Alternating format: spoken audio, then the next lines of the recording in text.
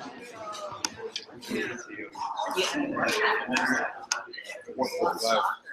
know, but it is very interesting.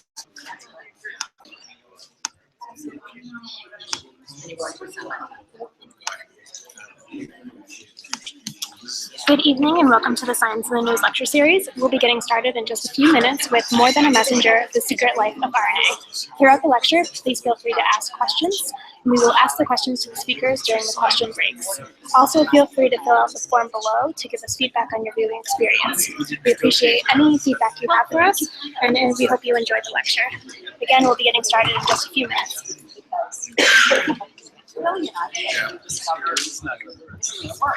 So what are we going to do? Try something else. Yeah. Can't see the question. But I'm definitely, I'm planning on doing Much more.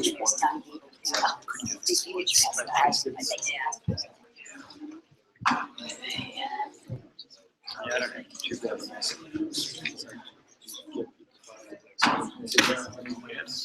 I had some house kids in Florida. Oh, for them. Oh, yeah. Very happy that's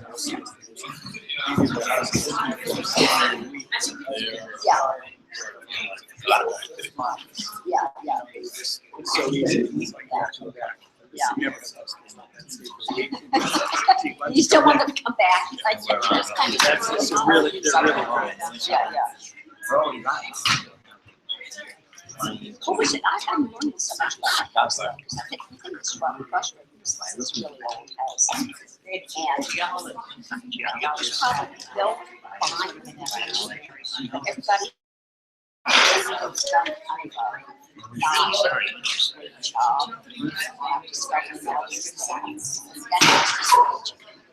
There's so much talk.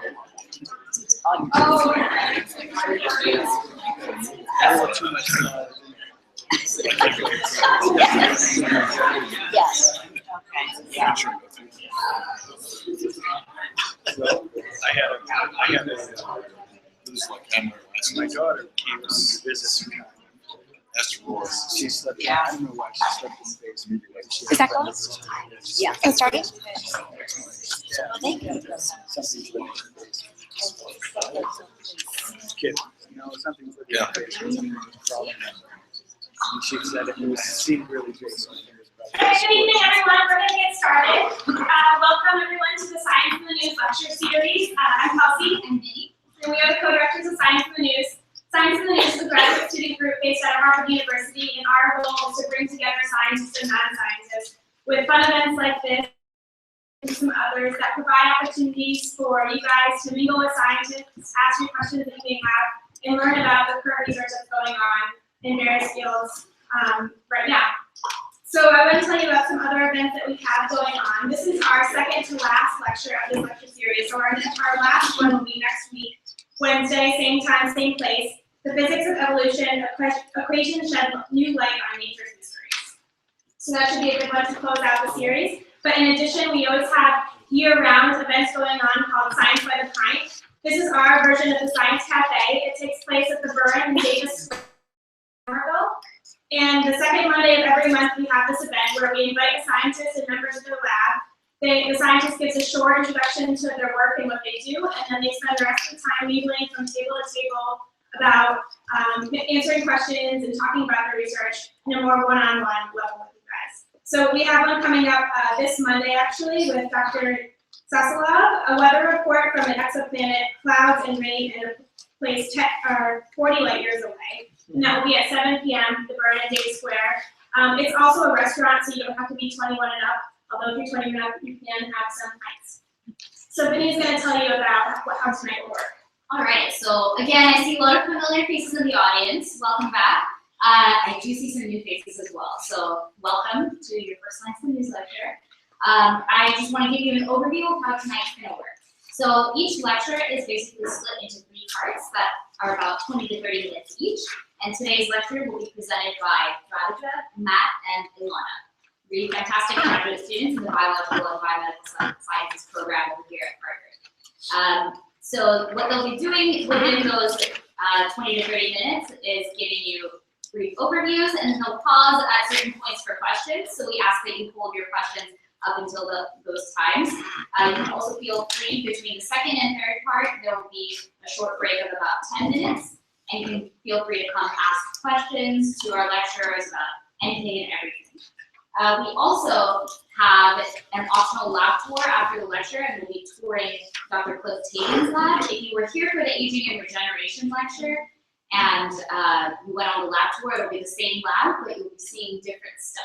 So Matt will be leading that tour. If you're interested in joining us, you can sign up here during the break, and this is limited to only 15 people in break. Finally, I want to point your attention to these lovely surveys that we have. It would be awesome if you guys could fill these out, because it tells us what we're doing right, what we can improve on, and anything that you guys would like to hear about in the future in our lecture series as well. So without further ado, I will turn it over to Rob. Okay, hi, I'm Radhika. I'm a third-year graduate student here at Harvard, and I'm excited to start off our talk today. The title of this talk is More Than a Messenger, The Secret Life of RNA. So here's our roadmap for the evening. So first, I will introduce you to RNA and tell you about its major established role as a messenger of genetic information. Next, Matt will let you into the secret life of RNA and tell you about its non-messenger roles that have only recently been discovered. And lastly, Ilana is going to tell you about how all of the knowledge we now have about RNA's messenger roles and non-messenger roles is going to have applications for healthcare. So let's look at RNA's messenger role. So DNA is the source of all information in our cells. DNA is inherited genetic material that is present in every cell of the body. DNA is contained inside a compartment called the nucleus within the cell. And it contains genetic information in these short segments called genes. The sequence of each gene contains the information required to form a single protein. So gene A specifically contains the instructions required to make protein A, and gene B specifically contains the instructions required to make protein B. So what are these proteins? Proteins are the functional molecules of the cells. And unlike DNA, which is only present inside the nucleus, proteins are present everywhere. They're present within the cell, they're present within the nucleus, some of them are located on the surface of the cell, and some of them are secreted to the outside of the cell. Proteins are highly diverse in structure and in function, and so pretty much every function that actually occurs at the molecular level in your body is carried out by a protein. So let's talk about some of these functions. So one of the major classes of proteins are enzymes. So enzymes are little molecular machines that actually carry out all the chemical reactions that happen in your body. So for example, when you eat food, your food needs to be broken down into smaller pieces. You need to get energy out of it. All of that is catalyzed by these enzymes. Another example is membrane channels. So these are like the purple proteins here that are located on the membrane. And these proteins are responsible for controlling what goes inside the cell and what goes outside the cell. Transporters are another class, so you may have heard of hemoglobin. So hemoglobin is a really important protein that actually binds oxygen and carries the oxygen around in your cells to everywhere in your body.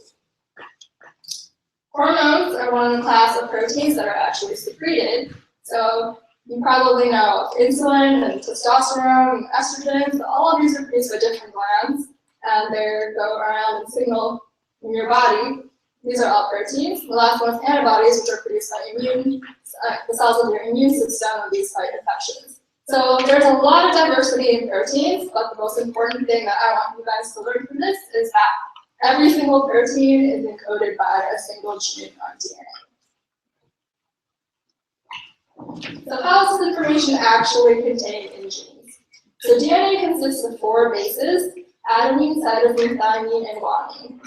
These are 4 different chemicals that are pretty similar in structure, but they do have some differences. And so each of these has a slightly different shape. So if you look closely at the shapes, you can tell that A and T are complementary, and C and G are complementary, so you can imagine them coming together to form a pair. So DNA is just consists of these 4 building blocks in a specific order. And that's what the human genome is. The human genome is just a really long sequence of these 4 bases, A, C, T, and G. And it's about 3 billion bases in life total. So this is one strand of DNA. So if you know what the sequence of one strand of DNA is, you can figure out what the sequence of the other is, because the 2 strands have to be complementary. So if you look at any G's that are in the sequence, you can see the opposite of the C. Any A has to be opposite of the T, and so forth. And so these 2 strands can come together to form this nice double-stranded structure. And then this twists and forms a helix. So how is the information on genes actually accessed? So let's say this is a gene. This is a segment of DNA that's a gene. And let's look at the sequence. So can you tell from this, what's the sequence of this gene? Yes. Yes. T, G, C, G. Yeah, okay, someone said it. So the sequence of this gene, based on this diagram here, is TGACCG. So it's these 6 bases here. So in reality, genes are much longer than this. There are about 1,000 of these bases, but just for this example, we'll say it's just short. So the sequence of the gene contains all of the information required to make protein A. Now, how is this accessed? So in order to access this information, we first need to separate the 2 strands. And then we need to copy this information. So the information for gene A is copied by reading the complementary strand.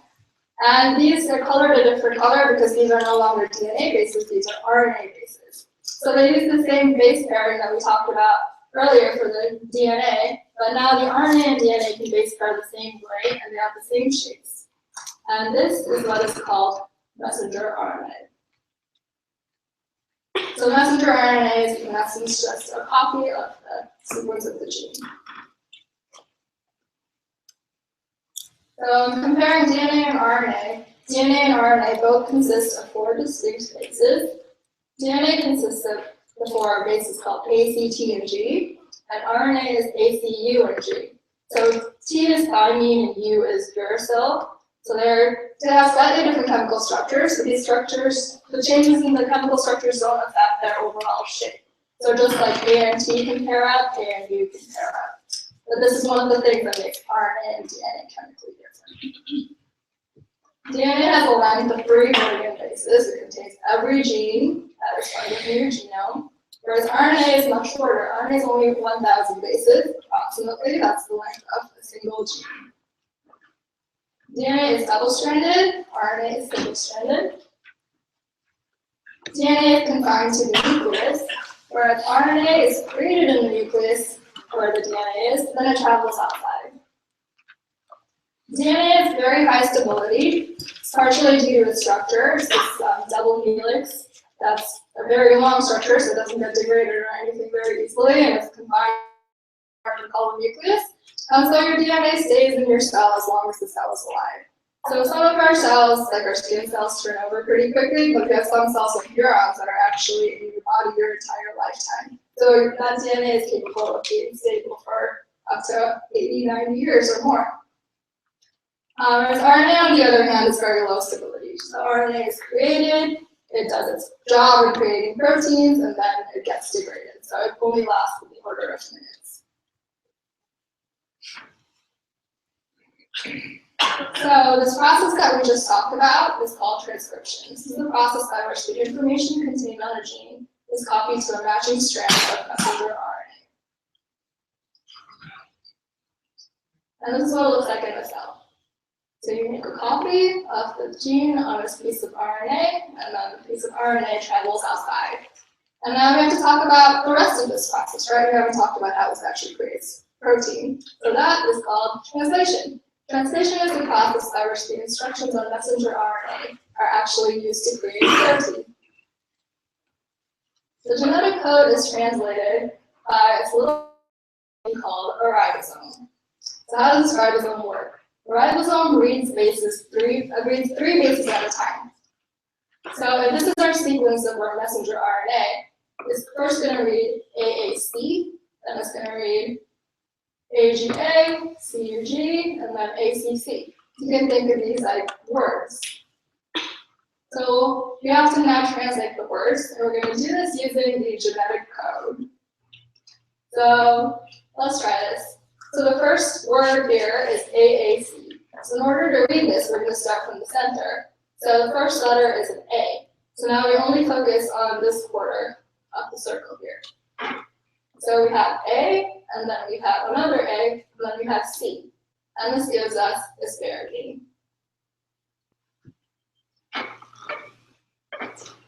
So the next word here is AGA. So let's read this the same way. So this is again A, and then we go to the G, the A, and then we get arginine.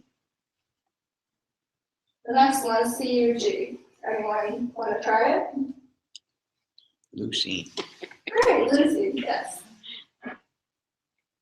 Yeah, so CUG, leucine. And then the last one, ACC. Threonine. Awesome. So yeah, you guys just translated the genetic code. So these four chemicals, arginine, leucine, threonine, these are 4 of the 20 chemicals that are used to make proteins. The structures of proteins are far more complex than DNA and RNA, and that's what allows them to have all of their diversity to do all of the functions that they do. So overall, transcription and translation together looks like gene. The transcript is created with messenger RNA. The messenger RNA is read by the ribosome to create lots of new protein.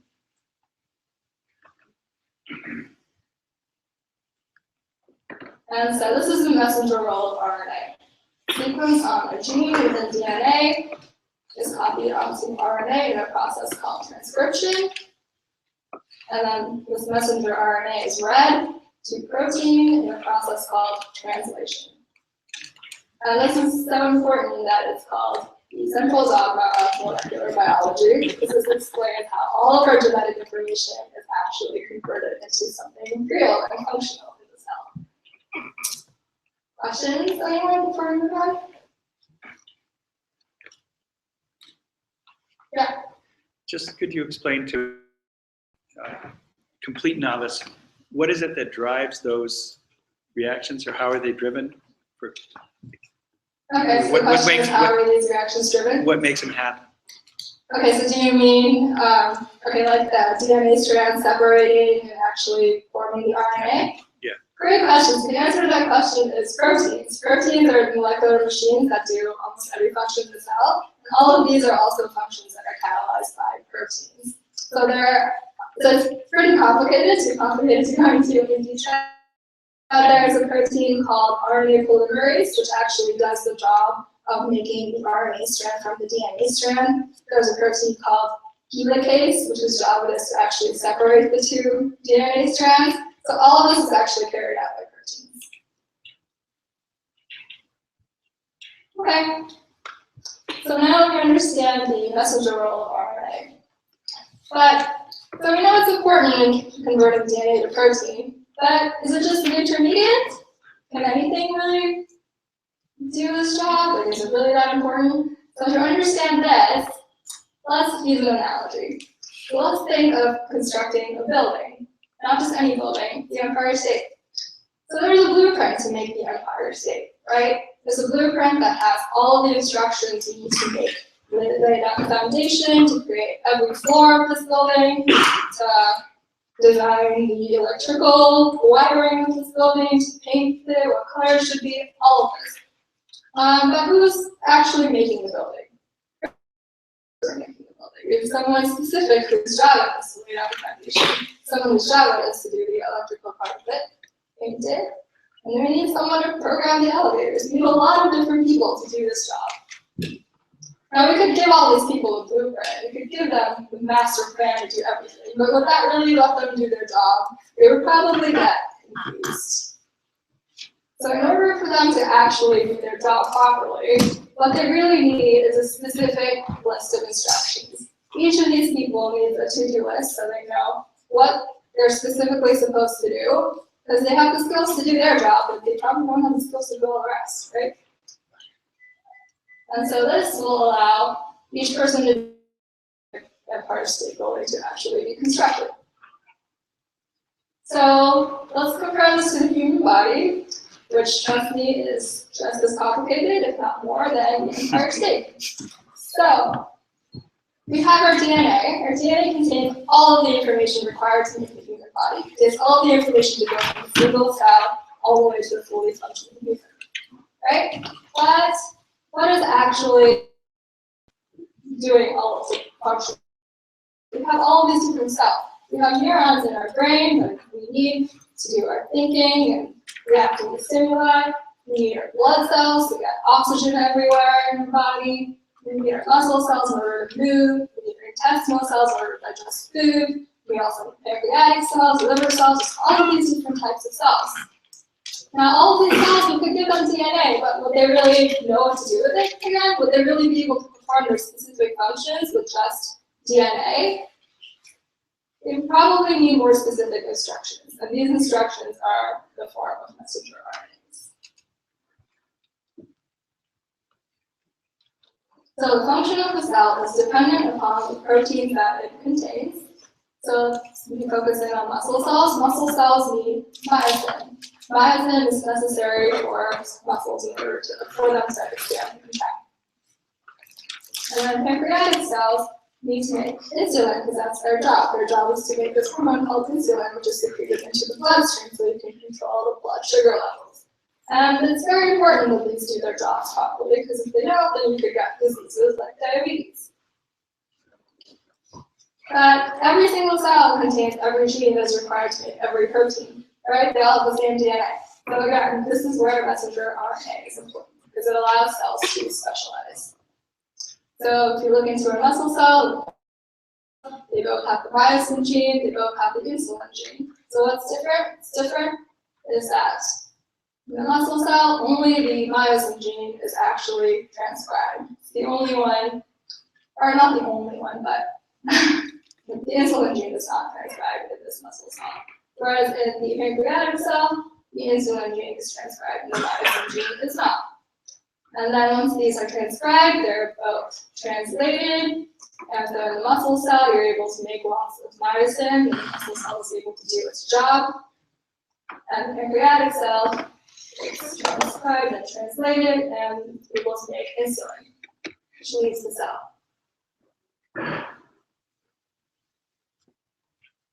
So messenger RNA is critical for development. So we all develop from a single cell. We all develop from an egg that got fertilized by sperm, right? So once that happens, we have the same DNA in all of our cells. We start off as a clump of cells. But then how does this clump of cells differentiate? How do some cells decide that they're going to go down the neuron lineage and become brains?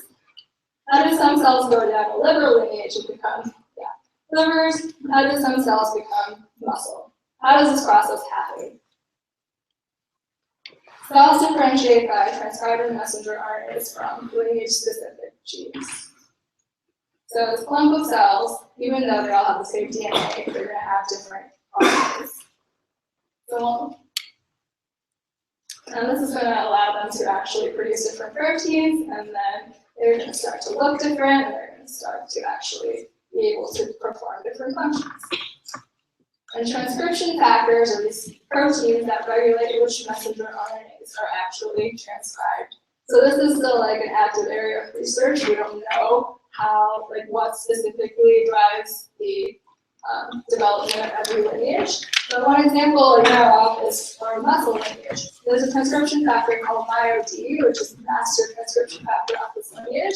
So if the cell starts to have MyoD, it's going to start going down the muscle lineage. It's going to start expressing the RNA for myosin and other muscle genes, and it's going to start making these proteins. This will cause it to start looking like a muscle cell performing its functions, and that's the general idea of how development works. So in summary, RNA plays a critical messenger role by carrying information from DNA outside of the nucleus, where it is used to create proteins. That's its messenger role. Genes are transcribed to messenger RNAs, which are then translated to proteins. The messenger RNAs that are transcribed in the cell determine which proteins are created and how the cell functions. And the transcription of lineage-specific genes allows cells to differentiate, and this is essential for the development of multicellular organisms. So, any questions before we move on to the non-messenger roles of RNA? Yeah. How often, if ever, do you get more than one ribosome on a piece of messenger RNA? And what determines how many ribosomes can be on there? Yeah, so great question. Question about how many ribosomes are on a messenger RNA. And the answer is, yeah, there's multiple ribosomes on a messenger RNA. I just illustrated one to make it easier, but there's always definitely more than one. And what determines how many ribosomes there are is more on how stable the messenger RNA itself is. So some of the messenger RNAs are more stable than others, and that's sort of determined by like the chemical structure of the messenger RNA. And yeah, some messenger RNAs are actually also targeted for degradation, whereas others are not. And that's actually something Matt is going to talk about. But yeah, to answer your question, yes, there's definitely multiple ribosomes on messenger RNAs. Any others? Okay.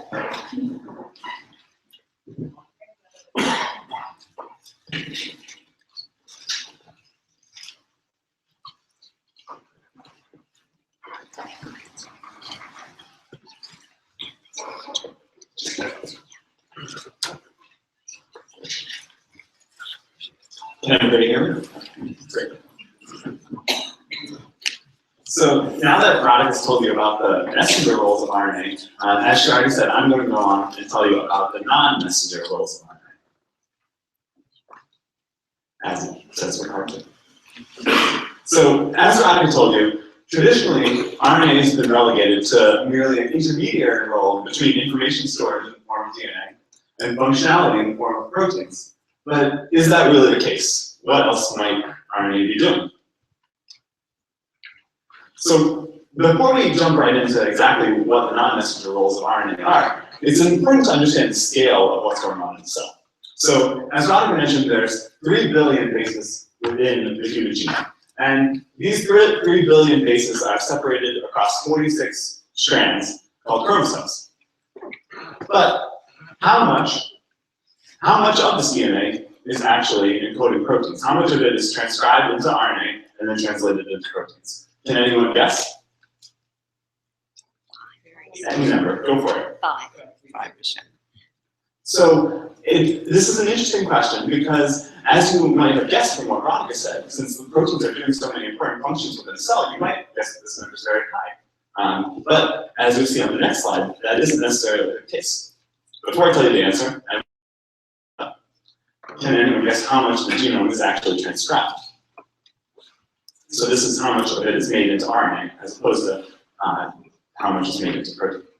Any guesses? 8%? Well, I'll go on and tell you. I actually heard some guesses that were pretty close for both of these estimates. So it turns out that 76% of the genome is actually transcribed into RNA. So that means that 3/4 of our genome is in one cell or another transcribed into an RNA. But it actually turns out that despite all the important functions that proteins are playing, only 3% of our genome is first transcribed into RNA and then subsequently translated into protein. So if Radhika told you that these proteins are playing so many important roles, well then you're probably wondering, what's the other 73%? What's being transcribed but then not being translated into protein? Can anyone guess? Exactly. Coding, because they don't. That's the distinction between coding and non-coding. Coding RNAs, or messenger RNA, are what encode proteins, and non-coding RNAs are not translated into proteins. Now, what's the difference between coding and non-coding RNA? Well, as I already mentioned, coding transcripts are messenger RNAs, like Radhika has been describing. They're translated into proteins, and as I mentioned, they're encoded by 3% of the genome. Non-coding RNAs, on the other hand, are not made into proteins. They can form complex structures and fold, similar to proteins. and they regulate gene expression. So rather than just encoding a protein, they actually play functions to control how much of other transcripts and other proteins within the genome are made. And, as I mentioned, they are encoded by 73% of the genome, suggesting that since we know about so many of the important functions that proteins are playing, there's a good chance that these non-coding RNAs are also playing important roles, just given how much of the genome is encoding non-coding RNAs rather than proteins. Just to illustrate this point a little bit better, this is a graph of the number of publications on non-coding RNAs that scientists have published between the years 1967 and 2013. And you can see that in these early years of non-coding RNA research, there was maybe just a handful or even 0 or 1 papers on non-coding RNAs. But by 2013, there was over 13,000 papers published on non-coding RNAs, suggesting that they are doing something important and people are studying them. So now, I'm going to make this picture a little bit more complicated for you, and I promise I'll go into more depth on this after the break. But in addition to just this central dogma that Radhika already went over with you, in which DNA is transcribed into RNA, and then RNA is translated into protein, there are actually a lot of other non-coding RNAs playing important roles within this framework. So some non-coding RNAs, such as snRNAs and SNO-RNAs, are important for important for processing RNAs from the DNA, and also for editing RNAs after they're transcribed. Other RNAs, tRNAs and rRNAs, are important for processing messenger RNAs into protein. Other non-coding RNAs, siRNAs and piRNAs, are important for silencing expression of RNAs by either degrading their transcripts or by acting directly on the DNA to inhibit the DNA from being transcribed. Still other non-coding RNAs, called microRNAs, are important for both degrading messenger RNAs and also for inhibiting messenger RNAs from being translated into proteins. And I'll be talking more about this class of non-coding RNAs after my question break in just a second. And then this last class of RNAs, another which I'll be telling you more about in a few slides, are called blind non-coding RNAs. And they can both activate or repress gene expression. And what's unique about them is that they are acting on virtually every level of gene regulation. And they are a very new emerging class in the field, which is still not very well understood. So now, before I move on and tell you a little bit more about these microRNAs and long non-coding RNAs, I'll pause for a second and take a break for questions. So I'm interested in the evolution of the RNA. So if you looked at early primitive organisms, would they have this similar complex structure, or would it be much simpler? That's a great question.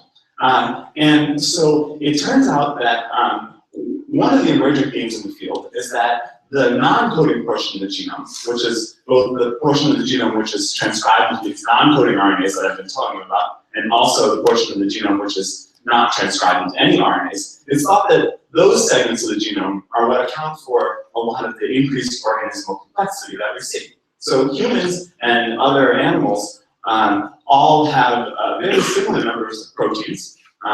And so it's really the non-coding portion of the genome, both transcribed and untranscribed, which seems to be playing likely is playing the most important role in the evolutionary complexity that we see.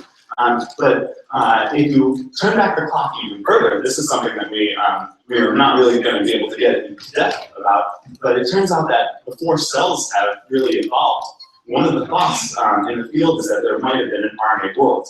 This isn't something that's entirely understood well yet, but because I've told you that RNA actually has some hybrid features of both DNA and proteins, it's thought that before DNA and proteins existed, that RNA might have been serving all three of these functions.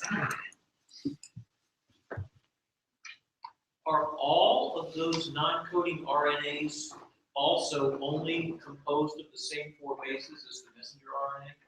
That's absolutely correct. Could you repeat the question, please? Oh, yes, I can definitely repeat the question. So the question was, are all of these non-coding RNAs composed of the same 4 bases that Radhika mentioned? And the answer is yes. What determines the makeup of that portion of the RNAs? They vary. They have the same RNAs, non-coding for every human, for example? So yes, you would definitely see the same non-coding RNAs from between different humans. There is, of course, some variability between people, but in general, they'll be almost exactly the same. But what's different, and I'll get into this a little bit more later, is that non-coding RNAs tend to have very high cell specificity. So you won't see the same RNAs between different cell types. So Radhika explained very broad cell types, but non-coding RNAs seem to be playing even more fine-tuning roles in determining cell type. So even though Radhika described, for example, the difference between a brain cell and a muscle cell, but there's actually a lot of different types of cells even just within your brain. And it may be that the non-coding RNAs are playing an important role in determining the exact function of one particular neuron or one small group of neurons to make them different from many of the other ones. But it's the sequence of an RNA that determines what its ultimate function will be. How do you sequence the RNA and determine what cell it comes from in the body? Is there a library that says where? Yeah, so that's the question was, can you sequence an RNA to determine what cell it comes from? And so actually a very common technique that people use is called RNA-seq. And so to do that, what people do is they actually collect just their cell type of interest. And then there are enzymes that have been taken from other organisms that we can then use as scientists to take the RNA content of a cell. So if you isolate your favorite cell type, you can then turn that back into DNA. And then we have the technology to sequence that DNA, which in this case is only representing the RNAs that are expressed within that particular cell type. So it's very easy, actually, to look just at the RNAs that are expressed within one cell type. Are there any diseases that we know of that have misregulation of these RNAs? Yeah, that's a great question. And so a lot of the question was, are there any diseases that we know about that are caused by defects in non-coding RNAs? And there are. And Alana will talk a little bit more about diseases. But one of the emerging themes in the field is actually that a lot of RNAs are being non-coding RNAs, that is, are being disrupted in cancer. So it seems like a lot of cancers are caused by expressing non-coding RNAs that maybe aren't supposed to be expressed in the cell. But there are other diseases that are not cancer, also diseases that you can be born with that are also defects. Can you explain single nucleotide polymorphisms and how they relate to RNA and how maybe the complexity continues in that process is similar to SNPs? Yeah, that's a great question. So the question was about single nucleotide polymorphisms and their role in RNA. And so for those of you that aren't familiar, single nucleotide polymorphism is basically a fancy way of saying a one base mutation. So it's between people, between humans, you see a lot of these single base mutations. And it's very challenging for the field to disentangle which of these are important and which aren't important. Because it turns out that if you have one of these mutations in the wrong place in your genome, it could affect how a protein binds, it could affect how an RNA functions, it could have any multitude of effects. But also, there's a good chance that it could land somewhere not important at all. And we haven't really gone into depth about this, but you actually have 2 copies of all of your whole genome. So oftentimes, if there's a mistake in one copy, your other copy will be just fine. But definitely, having mutations within non-coding RNA can disrupt their function. I've heard recently about something called epigenetics, the transmission of traits that are not actually in the DNA. And does RNA play a role in this? That's also a great question. So he asked about epigenetics. And epigenetics is the phenomenon by which either a cell or an organism can inherit some sort of trait, whether molecular or on a larger scale than that, from either an earlier cell or an earlier organism, but which isn't encoded in your DNA. And the question is whether RNAs, or non-coding RNAs, are playing a role in this transmission. And it because RNA is transcribed, it can be passed down when a cell divides. So if so a cell, once it's determined what cell type it is, epigenetics is really a large part in determining how a cell's lineage. So certain RNA, non-coding RNAs might be passed on to the next cellular generation, and then they might be playing a role to control which DNA in that cell is actually being expressed, changing the whole, potentially the whole program of a cell. So absolutely, they're very important for epigenetic regulation. So for the sake of time, I think I'm going to move on to the second part of our talk, but I'm happy to take more questions when I finish the end of my section. So, like I told you, now for the second half, I'm going to tell you about microRNAs and long non-coding RNAs, two of the classes of non-coding RNAs that I previously described. And so the first class are microRNAs, and they're 22 base single-stranded RNAs, just like this example here. And they function by base pairing with their target messenger RNAs. Again, messenger RNAs are the RNAs that Radhika spoke about. So in red, this is a messenger RNA. And microRNAs function by base pairing with the complementary sequence. Now, what happens when they do that?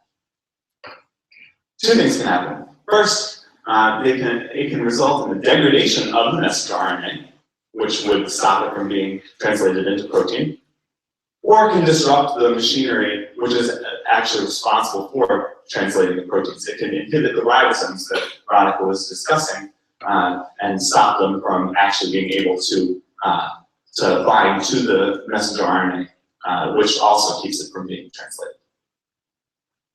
And microRNAs often have many targets. So I described to you earlier that the genome is actually 3 billion bases, but that microRNAs are 22 bases. So as you might guess, 22 bases will occur many, many times within 3 billion bases, which is why microRNAs have many targets. Now, the first two microRNAs, and really the field of microRNAs, started in the roundworm, C. elegans. This is a picture of the roundworm, and this is a very common genetic system used in many of the labs here and around the world. This model system was first introduced in 1963 by Sidney Brenner. They're about 1 millimeter long, and they're transparent. They're free living and eat bacteria, and you can have about 10,000 on a petri dish that's only about 1.5 inches wide. They have a 3-day life cycle and a 2 to 3 week lifespan, and they have many offspring on the order of hundreds to thousands. So they're a great system to work with in the lab because of all of these traits I described here. Now, why are these guys important for identifying the first microRNAs? So the very first microRNA actually wasn't discovered until 1993, again, in this roundworm, the C. elegans. Now, prior to knowing that this was a microRNA, it was already known that these mutants, called Lin4 mutants, because they have cell lineage defects, it was known that these mutant animals maintain their larval tissues into adulthood. So rather than forming normal adult tissues, they seem to just stay as larvae that just sort of continue to get bigger and keep making more larval tissues. And they continually molt as if they're trying to advance in stages throughout development, but they're not able to. So these mutant worms, even before it was known that this was because of a defect in microRNA, these mutant worms basically were stalled at the first larval stage of development and were not able to transition to the second larval stage of development. Now, why is this happening? So I'll try to explain this slowly so that this graph makes sense. Now, on the y-axis here are either the RNA or protein levels of these various transcripts I'm going to discuss. And now, as I already told you, this microRNA, Lin4, is required for the transition from the first larval stage of development to the second larval stage of development. So you can see here that the Lin4 RNA levels, which is this yellow line here, you can see that it increases between these stages. So at this point, Lin4 expression will be coming on, and then will stay on. And so the reason that if these worms have a mutation in Lin4 that they don't transition is because if this RNA is broken and these worms are missing, basically it can't come on, so they can't transition between these stages. And this is because this microRNA is targeting the messenger RNA transcripts for these two proteins, Lin14 and Lin28. So as the Lin4 microRNA expression increases, you can see here that the Lin14 and Lin28 protein levels are decreasing. Now, how did they find out that this was a microRNA? Now, I want to remind you, before I describe these experiments, that this was the very first microRNA. So all these rules and everything I've described to you about microRNAs, none of it was known. So they had to understand what was going on within the context of not knowing that there could be non-coding RNAs this small, and then also needed to understand how they function. So what they were able to do is identify that in these mutant worms, that they were missing this 22 base RNA, this Lin4 RNA, compared to normal wild-type worms. So they already had an idea of what region of the genome might be encoding this activity. But what they were able to do in this experiment, this is a northern blot. So what that means is that they're looking at RNA levels. They collected all the RNA from whole animals, either normal or mutant. And then they used specific probes designed against the region of the genome that they narrowed down this activity to, and then found that those probes, when looking at the entire transcriptome, were binding to this small 22 base non-coding RNA. And what they also found, which was critically important, was that this here is the sequence of this Lin4 microRNA. But they found that in one of the targets, the Lin14 protein, in its transcript, in its messenger RNA, that there were 7 complementary copies of this of the Lin4 microRNA sequence. Now, I told you a few slides ago that microRNAs function to silence gene expression by binding to a complementary messenger RNA. So at the time, again, when this work was done, none of those rules were known. And yet, this group was able to identify 7 complementary copies within this Lin14 protein, which went on to help scientists understand exactly how these microRNAs were functioning. So now this brings our story to the second microRNA, which I want to point out wasn't discovered until 2000, 7 years later. And this is critically important because, as I've made clear, these microRNAs are playing very important roles. But even though the first one was discovered in 1993, for these 7 years, that this was just some funny roundworm phenomenon. Nobody necessarily thought they were important in humans, which now we know is of course not the case. So I'll tell you why. So this LET7 microRNA, the second microRNA that was discovered, is playing a similar role to Lin4, except it's required for the transition between the 3rd and 4th larval stages of development into adulthood. So I'm going to show you a very similar graph to what I showed you before, except now I want to just emphasize that at a slightly later stage, so we're talking about the stages just after what I had previously, the LET7 microRNA comes on during the 3rd and 4th larval stages of development, and then stays on throughout adulthood.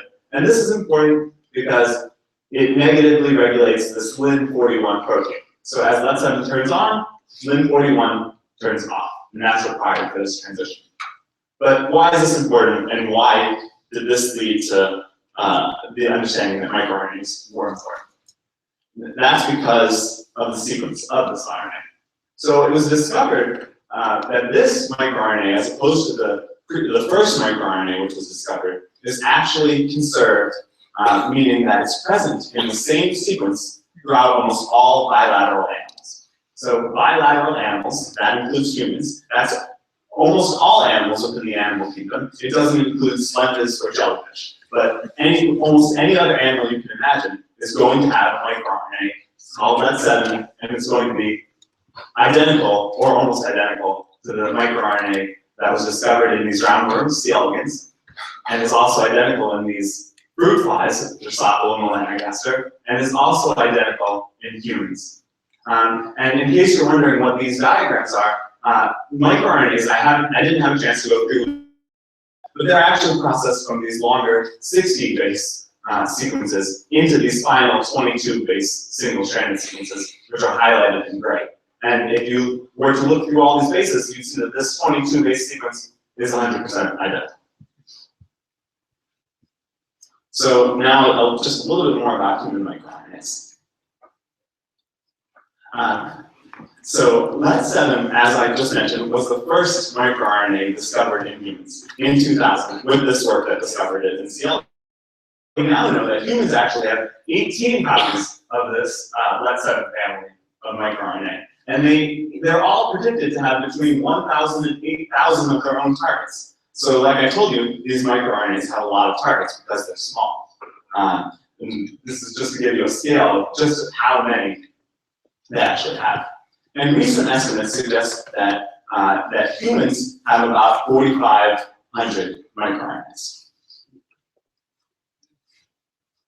Now, I'm going to switch gears a little bit and talk to you about one other class of long non-coding RNAs before we move on to the third part of our talk, and that's long non-coding RNAs. And if you thought microRNAs were confusing, I'm going to confuse you even more now, because long non-coding RNAs are much less well understood. So they can act to both activate or repress gene expression, and can act at almost any level of gene expression. They can act directly on the DNA itself. They can act on the process of transcription, so the ability to make an RNA from the DNA. They can act on the RNA itself.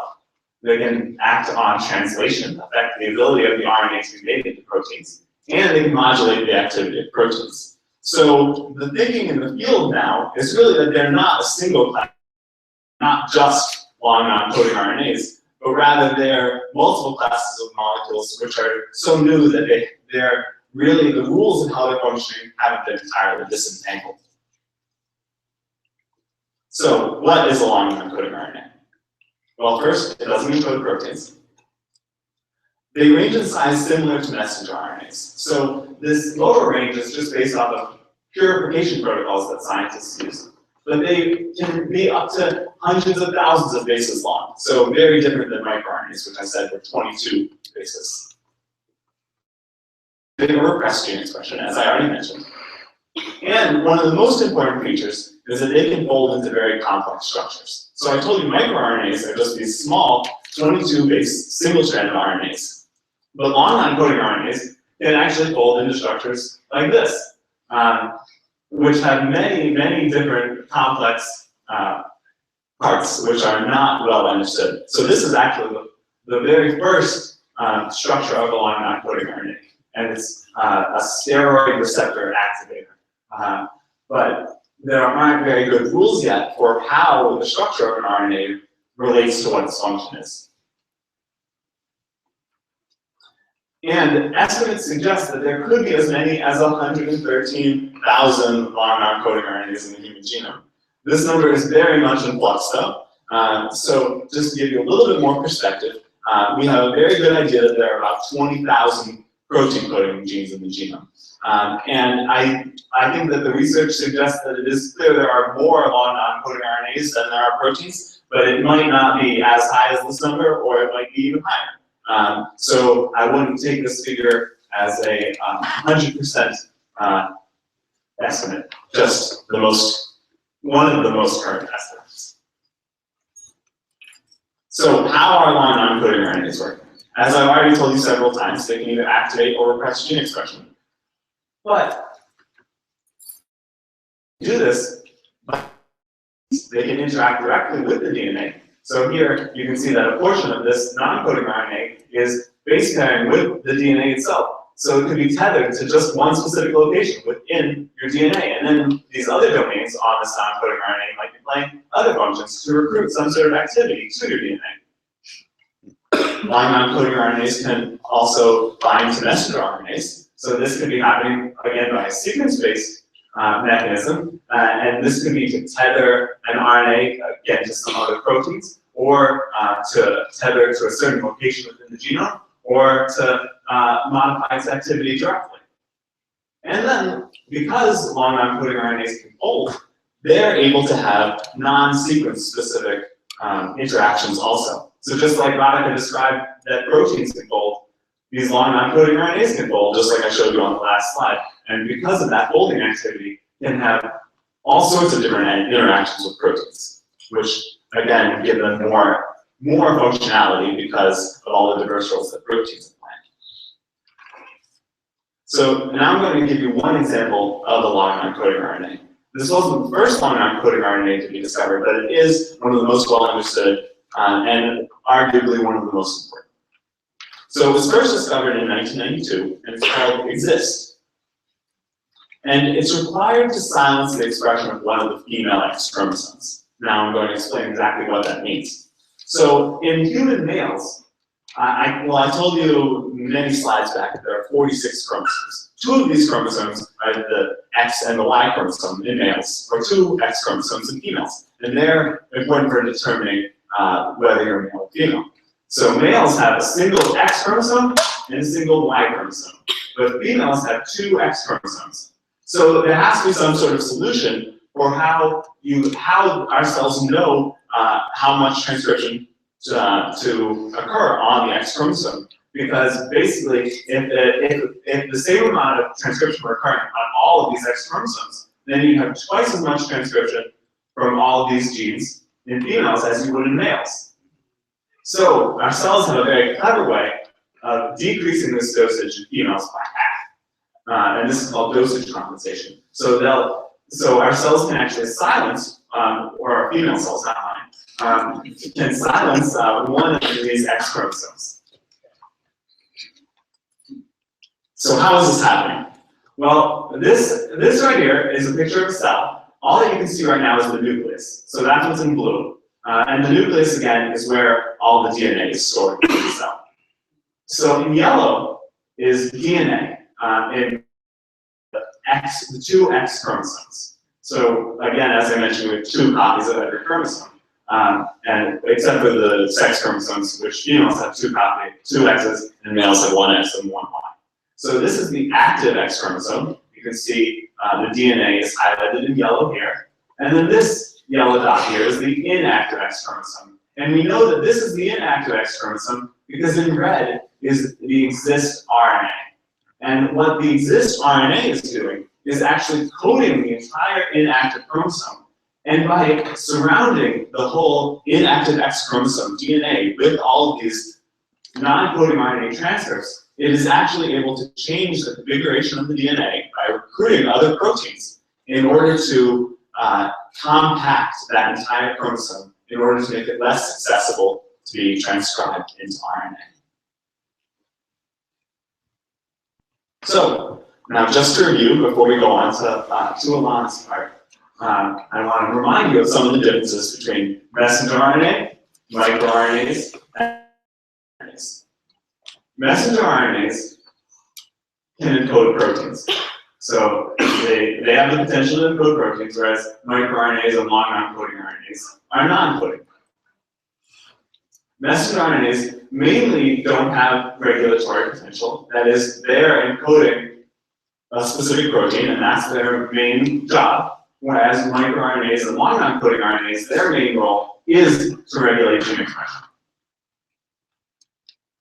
I already told you that long non-coding RNAs, like proteins, can fold, and microRNAs cannot.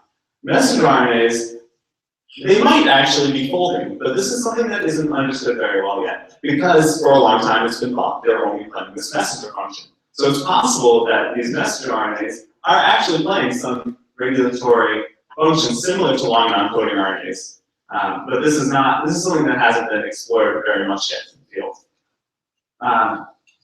In addition, the interactions that messenger RNA makes are based on sequence, as well as microRNAs, but I told you that long non-coding RNAs are unique, and that they can have interactions based on their sequence or their structure. And again, to review, microRNAs are short, about 22 bases, whereas long non-coding RNAs and messenger RNAs are very long, several hundred to as many as hundreds of thousands of bases. So to summarize what I told you today, although only 3% of our genome encodes proteins, 76% of the genome is actually transcribed. And much of that transcription represents non-coding RNAs. MicroRNAs, one of the two classes of non-coding RNAs that I told you about, are these small 22-base non-coding RNAs which silence gene expression. And then this other class that I told you about are long non-coding RNAs, which again can range in size from 200 bases to hundreds of thousands of bases, and likely represent multiple distinct classes of non-coding RNAs, given that they can function by many different mechanisms. And they can act to either activate or repress gene expression through either sequence or structural-based interactions. So now before we go on to Ilana's part, I'm happy to take any questions. So everything has to do with one of these guys coming out and then binding to something. How do they find the spot? I mean, they're floating around in water and stuff. How do they find the spot to bind if they're bumping around all the time? That's a great question. The cell's a very complex place. And long non-coding RNAs or microRNAs have the same sort of problems finding where they need to go, just like a protein would. And so the cell, oftentimes people will think of a cell being this large empty space, but really it's very, very full. The entire cell is full, and it's very, very viscous. So it's very important for everything to know exactly where it's going. So one of the ways that long non-coding RNAs do this, which I hinted at by how they interact with DNA, and one of the reasons that people are most interested in them in the field is that they might be playing a very important role in this targeting. So because they're often transcribed and then remain at the locus that they were transcribed from. So they could be binding to the DNA and then basically have other parts of the RNA hanging out right near the DNA, waving to proteins like, come bind to me here, acting as targets or tethers to direct proteins to know where to go. So a large unanswered question is how a protein that's expressed in lots of different cells might know how to go to a different place in your DNA in one cell versus another. And so the thinking actually is that these long non-coding RNAs are playing important roles in doing that. It might not be an answer to my question, but if proteins use their structure for its function, and the RNA uses its coding for its function, and the long non-coding RNA has both, it makes sense to evolve into a system where we just have long non-coding RNAs doing everything, or something similar to it?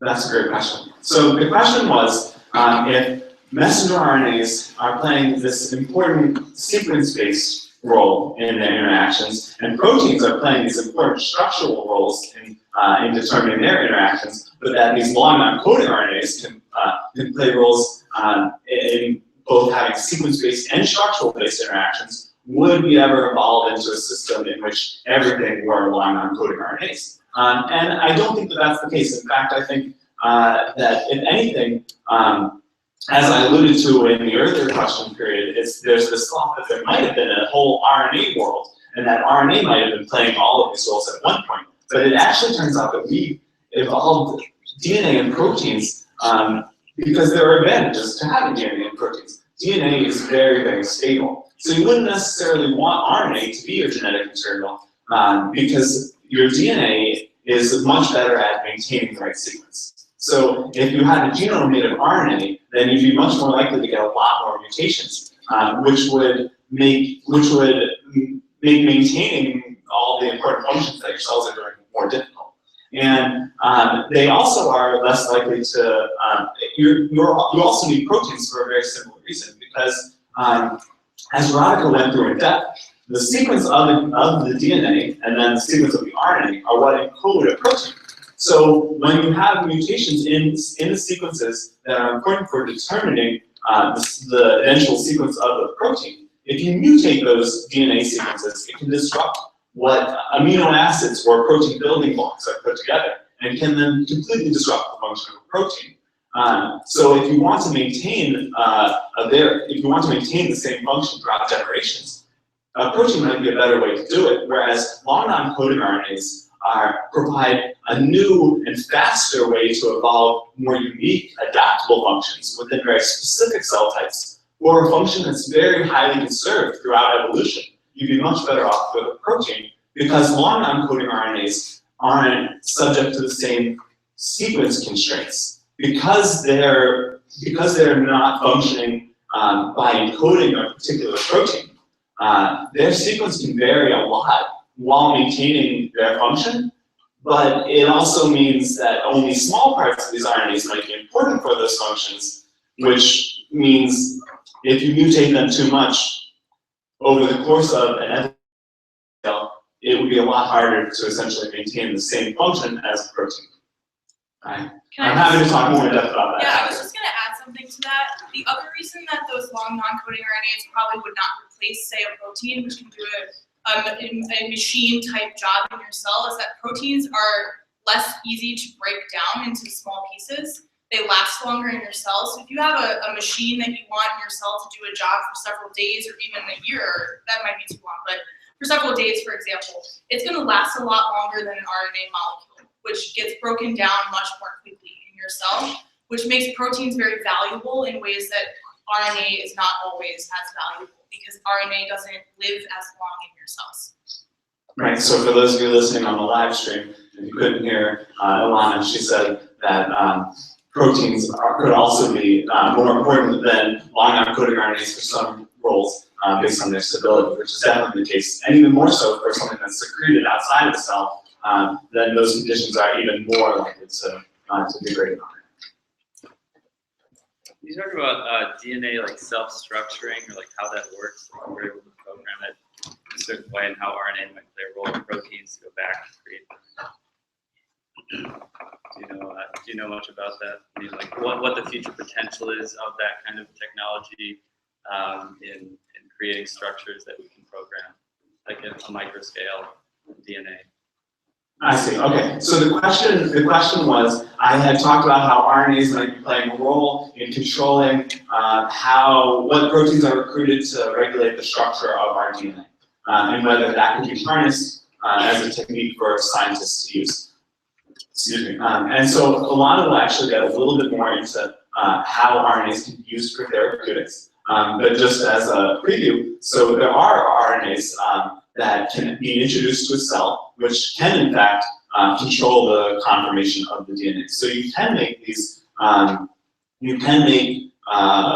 DNAs to use, or sorry, small RNA molecules to introduce to a cell to try to target specific regions or specific transcripts, which can then feed back onto specific regions of the genome to control how open or closed the DNA is, to control how accessible it is to being transcribed. So there's some limited ability to use technology to control those processes, and that's something that's being more and more understood all the time.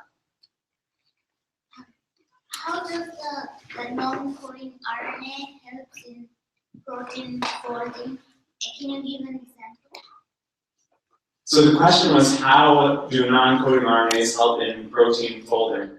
I don't know that these are playing direct roles in protein folding themselves. There are other proteins that help proteins to fold, called chaperone proteins, which will, so sometimes the conditions in a cell aren't right for a particular protein to fold, and so then these proteins will come and bind to certain areas within other proteins to help fold them into the right way. But I'm not familiar with RNAs that are playing a role, non-coding RNAs that are playing a role in directly helping proteins to fold. By binding to a protein, an RNA can adjust its function. So it will change the configuration of a protein that's already been folded. So I'm not talking about like directly when the protein is translated, but later when it's actually going to wherever it's functioned, then RNAs can definitely play a role in regulating the structure of a protein, because it may be that an RNA will have to bind to a particular protein,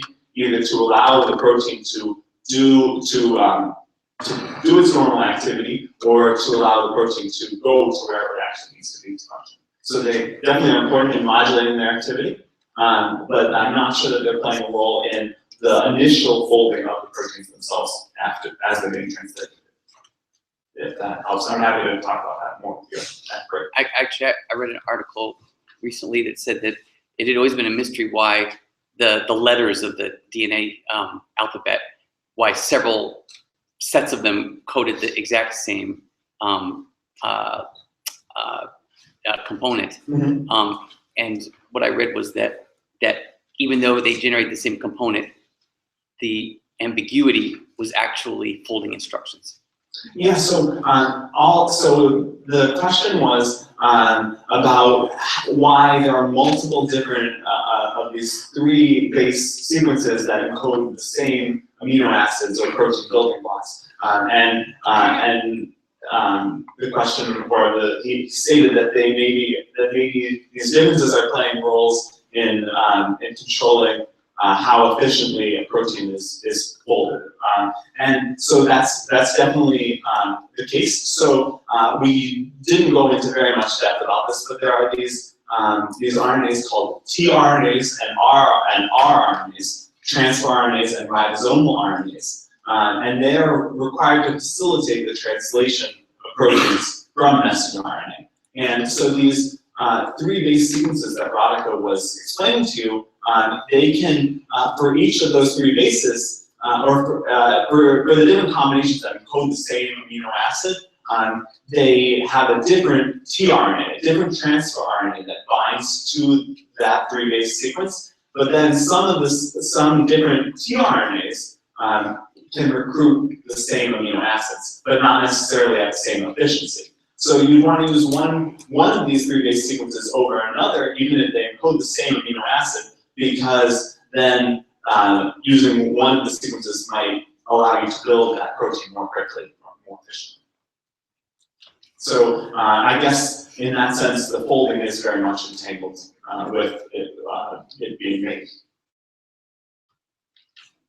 I just thought I would make a fun comment that you might not think that a career based on a 1 millimeter worm studying the biology of it would be very lucrative. But the scientists that made the 2 discoveries that Matt talked about, the first microRNAs, are from Massachusetts, Victor Ambrose at UMass Amherst, and Gary Revkin here at Mass General. And they just won the Breakthrough Prize this week, which is $3 million split between them for that work 14 years ago. And they should go to the Nobel Prize too. Why microRNAs 22 bases long? What's special about that number? Great question. So that number has to do a lot with how they're processed. So I didn't really go into this at all. But they're processed from these long single-stranded intermediates, which fold into these 61 base sequences that I showed you that form these hairpins, which are then processed into these 22 base sequences. And it has to do with the size of the protein doing the cutting of these microRNAs. So she won't be going more into the depth about the biochemical process of how they're generated, but she's going to talk about a class of RNAs that can be introduced into cells that can play a similar role as a microRNA, but that can be used as a therapeutic tool. And so they can actually be longer in their original sequence than these microRNAs, but then can be chopped up into many 22 base sequences, which can all act together to silence gene expression. So you can imagine if you had multiple 22 base short interfering RNAs, which is what these are called, which are all targeting different parts of the same message, then you might get even more efficient silencing. But the 22 bases is a product of the size of the protein it's cutting. So I think we'll take a 5 to 10 minute break right now. You can help yourself to snacks, use the restroom, and ask questions to our. You can also sign up for the lab tour.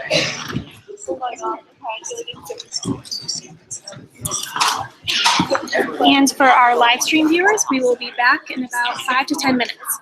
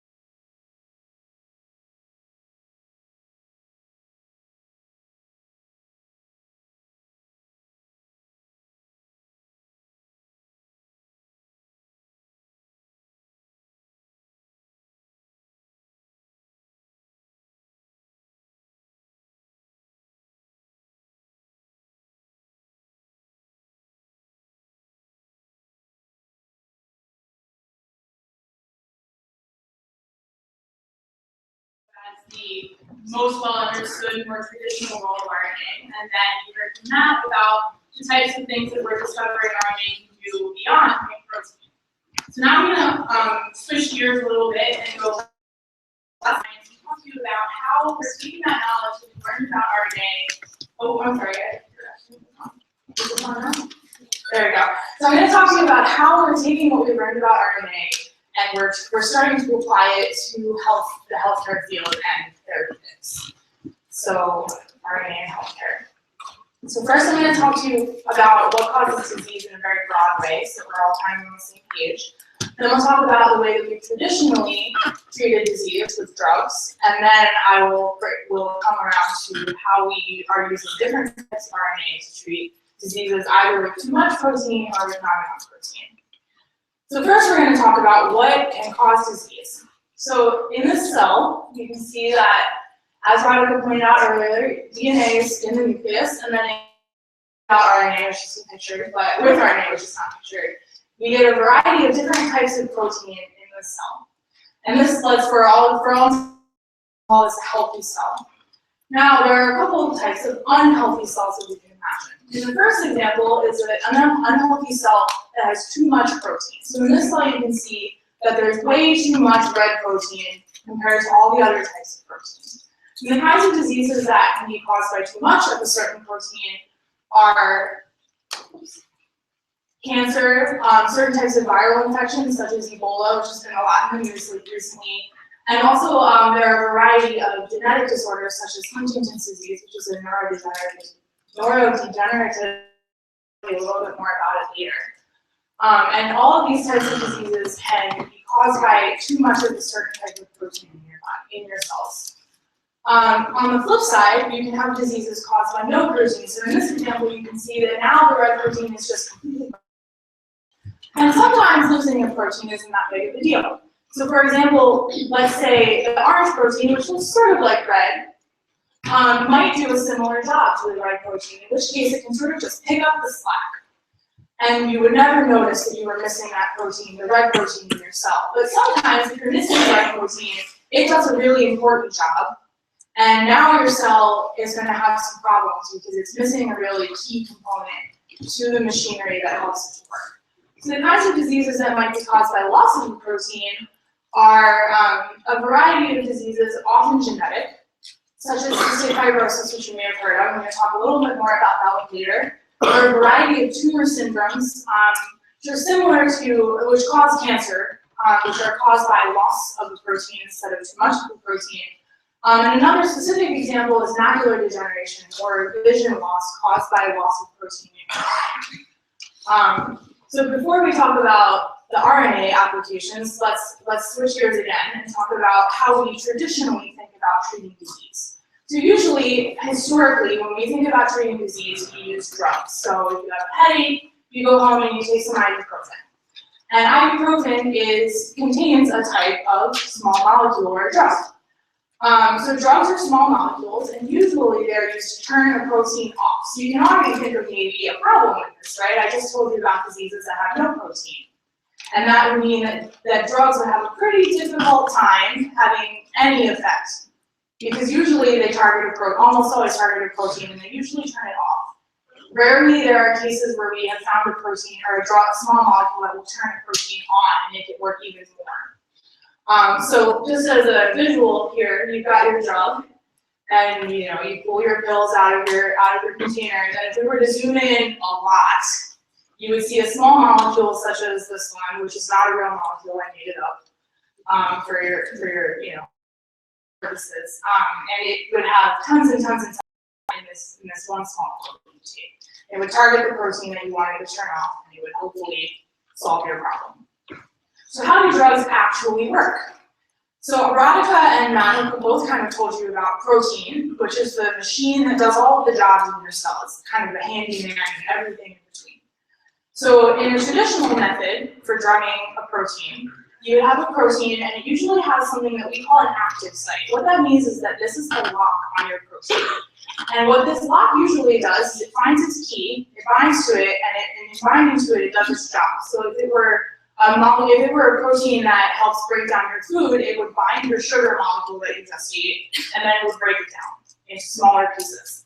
So the way drugs usually work is that we target this small key, this lock with the active space, then binds in the active space and either turns the protein off or turns it on.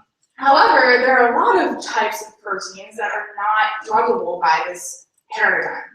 So for example, a lot of proteins that work by binding to other proteins. So in this example, you've got two of the same protein that bind to each other in order to work. So you've got this big, long space where they interact. And you can imagine that this little tiny molecule would have a lot of trouble disrupting this entire space between these two molecules. Similarly, there's another example. So in this example, I showed you the active site is sitting right on the outside of the protein. It's pretty easy to find. In this example, there are types of protein where the active site is actually stuck all the way down a pretty narrow chasm.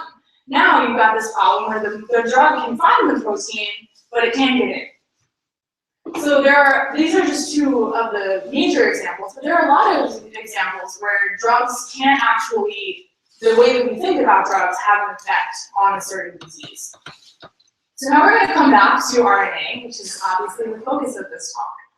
And in the traditional model, just to put it in perspective from what we've been talking about all night, we have been thinking about, with drugs, how do we stop the protein? So all the way down here, after steps 1 and 2, we've been thinking, how do we stop the protein from working?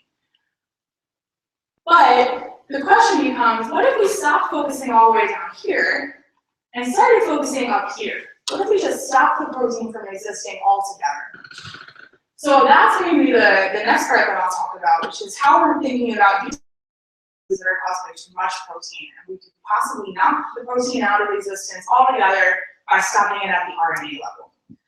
So we do this using an siRNA, which is a smaller, short interfering RNA. It's very similar to what Matt was talking about in his last talk, which are microRNAs. It's a small molecule, which this is a little short, but for visual purposes, let's say it's 6 base pairs. But a real small interfering RNA would be a little longer. So they're very similar to microRNA. The major difference is that small interfering RNAs or short interfering RNAs are actually made by scientists outside of the cell. So we can just take a machine and we can create this small interfering RNA, and then we usually use them for research purposes, and we put them into cells and we say, okay, we get rid of gene A, protein A, what happens in the cell? So traditionally, we've used these molecules as a research tool to study what a protein does in a cell by getting rid of it and saying, now what happens in the cell? But the cool thing about it, so let's show how that works. So we add this small interfering RNA to the cell. Here's our gene of interest, gene A, and it will bind, as Matt already showed you, to this protein, and then it will either cause it to be broken up into small pieces or it will stop the protein. So let's talk about why this is an advantage, why this would be pretty cool compared to drugs. So the first thing is that small interfering RNA stops the protein from being made altogether. So in the traditional drugging model, you have to find a small molecule that binds to your protein. Then you have to prove that it doesn't bind any other proteins in the cell, which can be pretty hard to do because a lot of the times that key, that lock that I told you about on a protein in the active site, can be sort of similar between a lot of similar proteins. So it can be very difficult to design a small drug molecule that only targets protein A and doesn't also turn off proteins B, C, and D. So the advantage of small interfering RNA could be that it is more specific. Now, caveat to that, of course, is that it could still have off-target effects. As Matt was telling you, 22 nucleotides out of 3 billion base pairs. You're going to come up with that many times. So you have to the one caveat is that we will have to make sure that this siRNA isn't targeting something that we don't want it to turn off. But it also is great because unlike a drug that you have to kind of try hundreds or thousands of different small molecules before you maybe find one that turns the protein you're interested in, this, as Radhika talked about earlier and Matt also mentioned, can be designed based on the sequence to complement of the protein that you're interested in. So we've sequenced the entire human genome, and we know the sequence of the protein that we want to turn off, and then we can just design intelligently a single small nucleotide that will target that specific protein. And the other great thing about that is that in a lot of diseases, particularly cancer, they're caused by a change in your genetic code, so mutation. So in a normal cell, you have a certain sequence of DNA, and in a lot of diseases, particularly cancer, a mutation or a change in that sequence causes the protein maybe to be too active or not active enough. And we could design a small interfering RNA that only targets the mutated copy and doesn't target or affect the unmutated copy in your cells, which would then enable your normal cells to be unaffected and would only affect, say, the cancer cells in your body, which would be really great development in certain types of treatments. So I already mentioned that cancer is one type of disease that could be targeted by small interfering RNAs, and I also mentioned earlier that viruses would be another great for this type of drug treatment. So Ebola, which has been in the news, also hepatitis virus is another really common disease that can be treated with this drug. Another type of another category of disease that would be used, that could be used to target is, I already told you, these protein-protein interactions. You could target the protein itself, and then you wouldn't have to worry about stuffing the entire base. And then we're going to go into an example of Huntington's disease now, which is another type of disease that could be targeted by small interfering RNAs. So what is Huntington's disease, before I tell you about how we can use these types of RNAs in Huntington's disease? So Huntington's disease is a genetic disorder, and what's really terrible about it is that it is dominant. So what that means is that if one parent has a copy of the Huntington's disease, for Huntington's disease, they have a 50% chance, 1 in 2, of giving that disease to their child. This is a disease that usually begins, or that you see the symptoms begin sometime between the ages 35 to 44, but in 6% of cases it turns up before you're 21, and when you have this early onset, it tends to be more aggressive.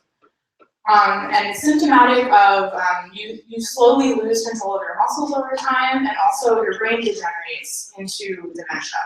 And as you can imagine, a disease with no cure and only an average life expectancy of 20 years, this is a disease that really, really needs a lot of work to find a cure for it.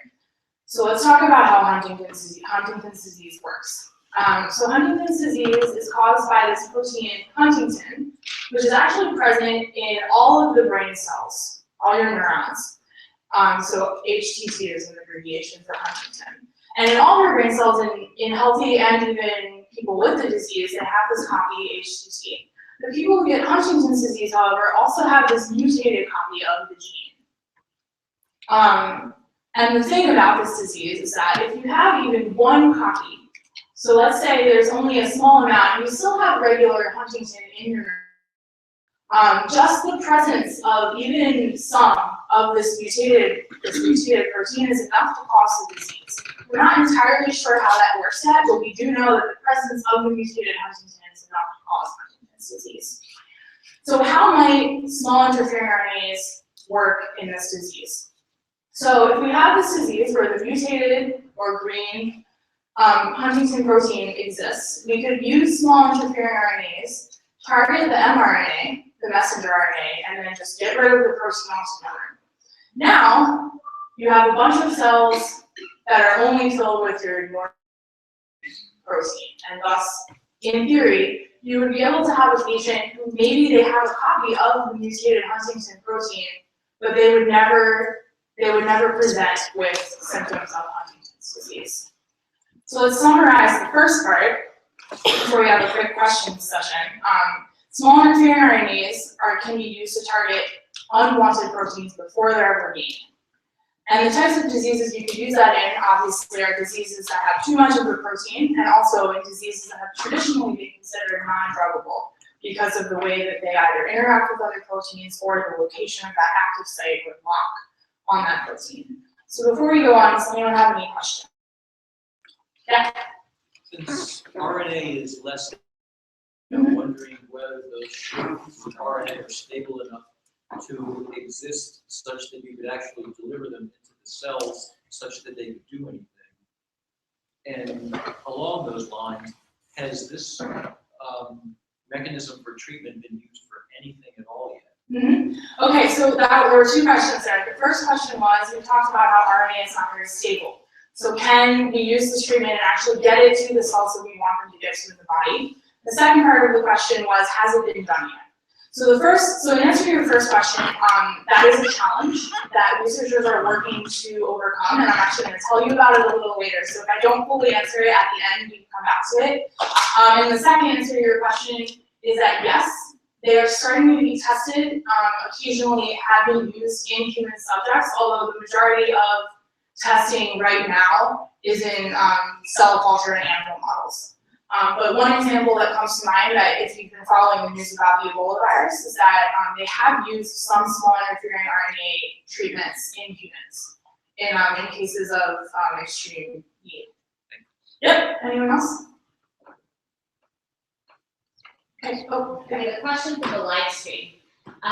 What are the small interfering RNAs in Ebola actually that people are using?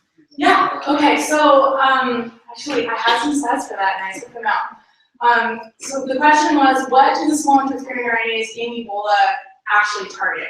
So Ebola has a protein called glycoprotein, GP, and this protein is sent out of the cell, and it actually is the protein that helps disrupt blood vessels. So I don't know if you know this, but one of the characteristics of Ebola is that it causes internal bleeding. And this protein, glycoprotein, plays two roles. The first role is that it is sent out of the cell and it helps to disrupt your blood vessels. It makes them more kind of holy, so that blood can leak out of your blood vessels. And the other thing is that this protein, glycoprotein, sticks out like an arm off of the Ebola virus's kind of capsule, and it binds to the cell wall, the cell membrane, and tells the cell, oh, hey, let me in. And the cell is tricked by this glycoprotein and lets the Ebola virus inside the cell, where it then makes more copies of itself. So by cutting off the glycoprotein altogether, you stop the Ebola virus from being able to cause some of the negative health effects of Ebola, such as the internal bleeding, and you also stop it from being able to get into its next target. Yeah? How do you deliver this to our human? I'm going to talk about that later. He asked how we deliver it, and I'll talk about it later. All right, so I'm going to move on. I don't see any more questions. Okay, so I just talked to you about how we might treat diseases that are caused by too much protein with small interfering RNAs, which stop the protein. Now I want to talk to you, so this was, let's say this protein is here and it makes this messenger RNA and causes this protein and you got rid of it. Now I want to talk to you about if this entire gene is just missing. So we cut it out of the DNA. Obviously then, you don't get any messenger RNA and you don't get any protein. You can imagine this might sometimes be a problem. So the next part we're going to talk about, we can use RNA in diseases that have loss of protein. Just a really quick recap back to Radhika's talk 1 hour ago, so I'm a little fuzzy, we'll go over it again. This part right here is the messenger RNA. This is the transcript between the gene and the protein. So you can imagine that we can just skip the DNA. Let's just forget about the DNA. We know the sequence now. We sequenced the genome. And we can just put this messenger RNA right into the cell, and then we'll get the protein that we need. And that's what scientists are trying to do on the flip side in diseases that are caused by loss of DNA. So some advantages to this are that it may not need to be as extensively tested as a drug. I already told you that some drugs target proteins A, B, C, and D, when you only wanted to turn off protein A. And the great thing about a messenger RNA is that we know the sequence, we know that in most normal cells it exists, and we just put it back into the cell. So we already know what it does in a normal cell. And if we put it back in the cell, we don't have to worry about it turning off something else, because this is not a drug that's turning something off. We don't have to worry about how it gets cleared from the body. So with drugs, you have to worry about, does it stay in the body for a really long time? How does your body get rid of it? With messenger RNA, you don't have to worry about that because it's RNA. Your body already knows how to take care of RNA. It has systems for breaking it down, getting rid of it, using those individual bases we talked about, that AT or AU, G, and C again. So we already know what the body does with it, and we already know that it's not going to turn something off that we don't want it to. So it's a really, attractive target for types of diseases. So what kind of diseases could we use it for?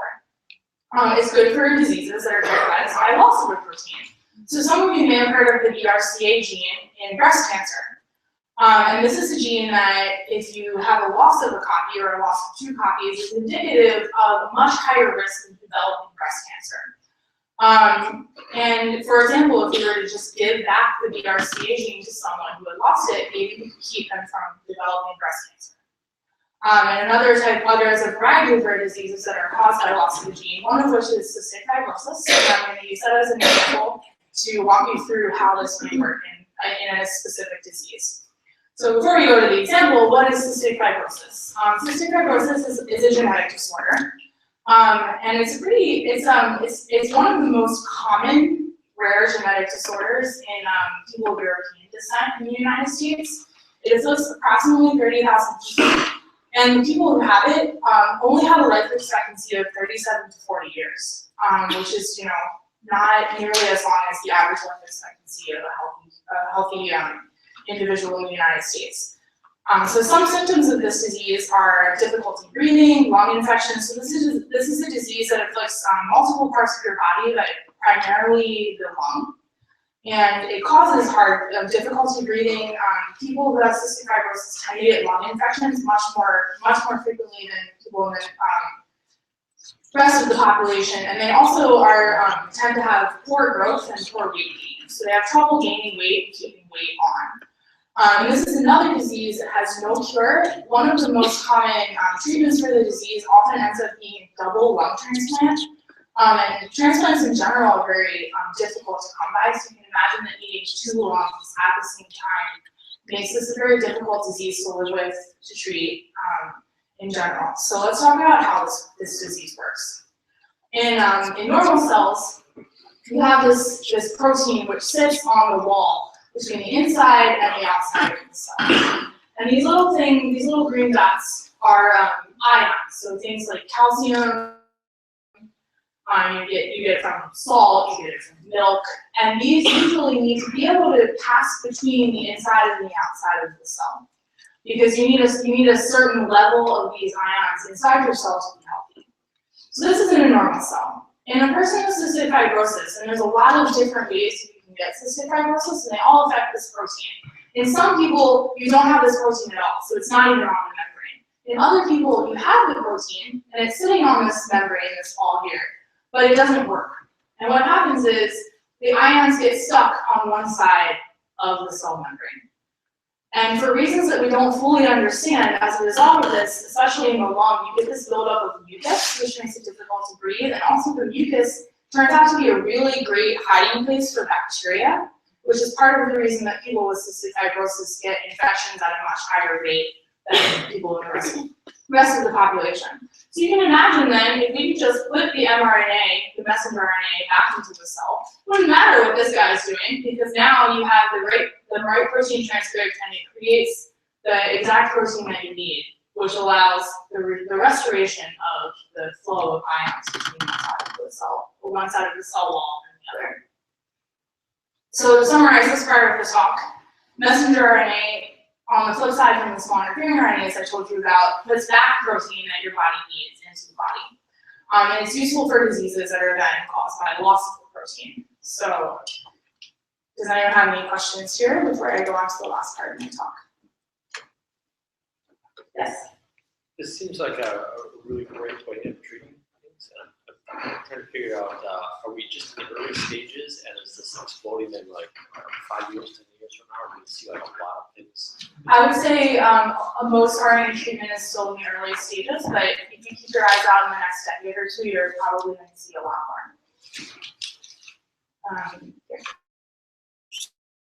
Talked about how the RNA might not be long enough lived to work. Is it possible to do something to it to make it more stable and still function? Oh, that is a great question. I'm not sure I know the answer to that. Matt or someone else might know. Let's talk about it afterwards. I don't know the answer off the top of my head. There's another question up here. Yeah, I just forgot my question. Okay. Anyone else? We can come back to you in a minute if you remember it. Yeah. So with this particular type where they're containing protein. Has that been used? Okay, so this question was with this particular type of treatment where they're creating a protein, has that been used in disease yet? I don't know of an example off the top of my head. I know that there are several in progress, people working on it, but I'm not sure if it's, I don't think it's actually being used in humans yet. Yeah. You talked about the difference between drugs, which can affect many different things, and this RNA, which usually only affects one function. Is there any downfall to this as opposed to drug treatment? So his question was, is there any downfall to using RNA instead of drugs? And I would say yes. We know a lot more about drugs because we've been using them a lot longer, so we understand a lot better how to get them into a body, how to study them in a cell and make sure that they aren't targeting something that we don't want them to target. We know better how to study how your body gets rid of them. I would say one advantage that drugs have is that we just have been studying them a lot longer. On the flip side, a disadvantage that RNA has, which has been mentioned before, is that it's very unstable. And we have to do kind of a lot of tricks to get it into the body that people are still kind of working on how to solve that. I would say moving forward, if they can solve this, RNA could end up being a much more affordable and possibly better alternative to drugs, but I would say that's still a few decades away. Anyone else? All right, so my last part of my talk, we're going to talk about things that people already kind of asked all night, which is why aren't we already using these? Like, why isn't this just the thing? Why do we even still use drugs? And I'm going to tell you why this isn't necessarily already being used everywhere. So first of all, there are a couple of challenges to getting RNA into the body. The first is there are two major ones here, which is that RNA has a charge, so RNA is negative. It's highly negative. And it's also pretty big, as Matt described. It's, 1,000 base pairs, or if it's small, 3 base pairs, but that's still pretty big compared to the size of your cell's membrane. So we've got the membrane here, which is a pretty good barrier, and you can see it's made up of all these little pieces. So there's a little bit of space between them, but not a lot, and not enough for an RNA molecule.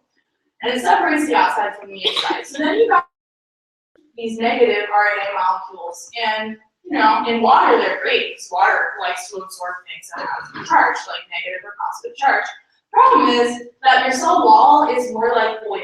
So if you pour oil onto water, they do not mix. They just kind of sit on top of each other. And that's sort of what would happen with RNA, which is negative, and this wall, which is not charged. So that's a problem, you can't get in. The other problem, as I mentioned, is that it's really big.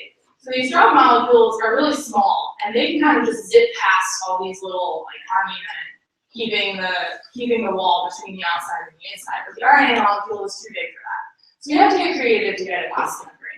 The other reason, which has been mentioned multiple times throughout the evening, is that RNA is pretty unstable. It doesn't really stick together really well. So the problem is that if we were just to leave this sitting out, it would break down pretty quickly, because it's just really not very stable sitting by itself. So there are a bunch of ways that scientists are trying to get around this problem, and I'm just going to walk you through one of them that's been pretty common in the last couple of years. People having some success with this. This is, I believe this is the way that the treatment that was used for the Ebola patient works. So, as I mentioned, there's this wall, which does a really good job of protecting the cells. So scientists said, all right, well, keeps the genetic material inside your cell safe, so why wouldn't we keep our RNA safe? So what they did was they used the same type of material that makes up your cell wall, put the RNA inside of it in a little package. Now, the cool thing about this type of wall is that it likes to join together. So what happens is when it encounters the wall, it starts to glob together these two walls, and then it kind of buds off inside the cell, and eventually it can be opened up, and now these RNA molecules are happy and they're inside the cell. So that's one way that it could work. Obviously, this is very simplified. There are ways to put a little flag on the outside of here so that it goes or only to your heart cells. And scientists are still figuring out exactly what the best flag would be to put on the outside, but I think it's something that people are going to keep kind of tinkering away with, and eventually you'll have ways to say, okay, I have this RNA molecule and I only want it to go to the liver. And then you'll send it only to the liver by putting the right flag on it that sends it only to the liver.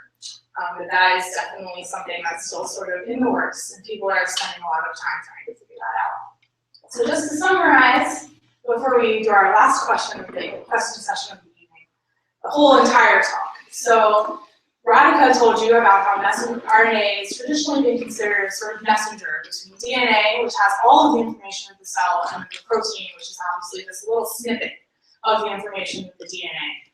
And she also told you about how the way that your neuron and your brain and your heart cell and your muscle cell differs because the DNA that is expressed and made into protein in those cells also is different from one cell type to another. Then we moved on and we heard from Matt, who told us about how that protein, which seemed really important because it does a lot of the jobs in the cell, is actually less important maybe than we thought, because 76% of your genome, of that 76% that makes RNA, 73% of it is doing something else. It's helping control gene expression at a variety of levels, from DNA to RNA to protein. And that obviously is still an area of great discovery that people are very excited about where that field is going. And finally, I told you about how two ways that we are thinking about using RNA to treat diseases, which hopefully will start bearing some fruit in the next 5 to 10 years. So with that, I am ready for the last section of questions. Yeah. So when you get that little bubble of membrane surrounding the RNA, you get that in the cell. In your diagram, you showed it bursting to let the RNA out. Yep. How do you get it to burst at exactly the right time and place instead of conditions? Okay, so I simplified that a lot. But all of your cells have methods where where the membrane can kind of fold in and kind of capture something. So sorry, let's take a step back. All cells have little arms sticking out, and the arms are different shapes. They're different keys that can grab things. So as Radhika was telling you earlier, insulin is an example of a protein that can be circulating in your body in the blood. And it leaves the pancreas and it goes to other cell types that have a hand ready to grab just insulin. And if it grabs insulin, then the membrane has this kind of way that it will kind of fold in and pull the whole protein into the cell so that it can then send its message inside the cell. So the cell has kind of mechanistic ways that it breaks apart that wall once it's inside the cell. And this technology takes advantage of that very specific pathway where the outside of the membrane is sort of set back and reused in the cell wall or broken down for other things in the cell. Does that make sense?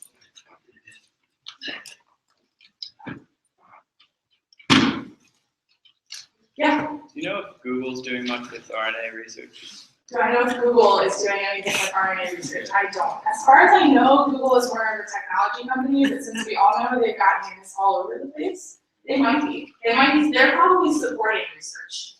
But as far as them directly doing research with RNA, I don't know.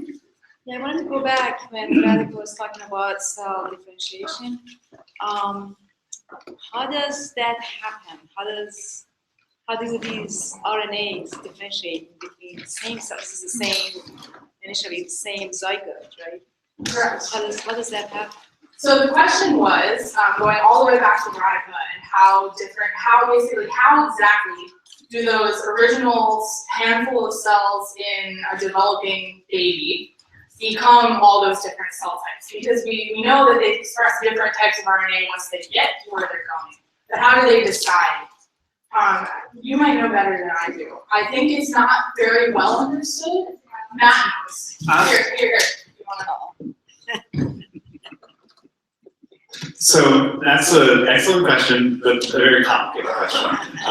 And it's sort of a whole field of developmental biology that is about how we go from one cell to entire organisms. But one of the main key points, which is happening on multiple different scales, is trying to break symmetry. So as you mentioned, we have this single cell performing just this one function, but we need to make it into lots of cells doing lots of different functions. So initially this can happen by getting different concentrations of proteins or RNAs in different areas of the cell. And then you can have the cell divide asymmetrically, so that they then have different concentrations when they form these new daughter cells. And so then those cells can go on to perform different functions based on them having different RNA or proteins. And then this can happen on a larger scale for patterning something like your whole body axis, which eventually has to happen. So I'm happy to discuss this more in depth, but it's a very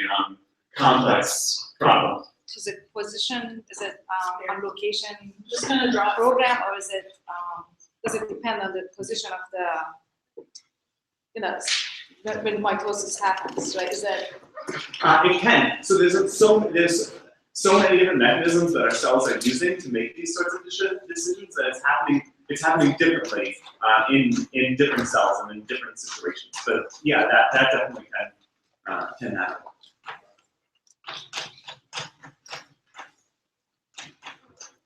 So what he's saying is maybe most of the X protein happens to be on one side of the cell, and most of the Y protein happens to be on the other side of the cell. And when it splits in two, this cell gets most of the X protein, and this cell gets most of the Y protein, which then eventually maybe this says, okay, now you become more of a muscle cell, and you become more of a brain cell. Right. So once you get cells that are performing particular functions, that are expressing certain proteins, certain RNAs, then they can go on and secrete other signals to tell the other cells nearby to them to do even different functions. So it's just sort of increasing entropy over time, making your organism vastly more complex as you get bigger. I think we'll have our speakers down here for any more remaining questions so that our lab tour can get going in reasonable time. But thank you for joining us tonight, and let's thank our speakers again.